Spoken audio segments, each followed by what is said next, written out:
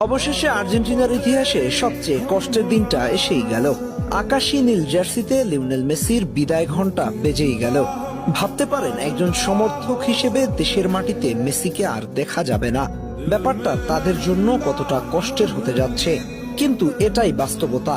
আগামী 5 সেপ্টেম্বর ভেনেজুয়েলার বিপক্ষে দেশের মাটিতে নিজের শেষ ম্যাচটা খেলতে মাঠে নামছেন বিশ্বসেরা ফুটবলার লিওনেল মেসি। ম্যাচটি অনুষ্ঠিত হবে আর্জেন্টিনার রাজধানী বুয়েনোস আয়ার্সে। সমর্থকদের উপচে পড়া ভিড় ঠেলে এইবারই শেষবার মাঠে আসবেন গ্রহের সেরা ফুটবলার। আর্জেন্টিনার শহর জুড়ে কি একটা অবস্থা হবে ভেবে দেখেছেন? মেসি নিজেও হয়তো কান্নায় ভেঙে পড়বেন। প্রাপ্তি আর অপ্রাপ্তির মিশেলে চোখের কোণে জল আসাই স্বাভাবিক। যাত্রাটা শুরু হয়েছিল 2005 সালের 17 আগস্ট হাঙ্গেরির বিপক্ষে। সেদিন বদলি হয়ে মাঠে নেমেছিলেন।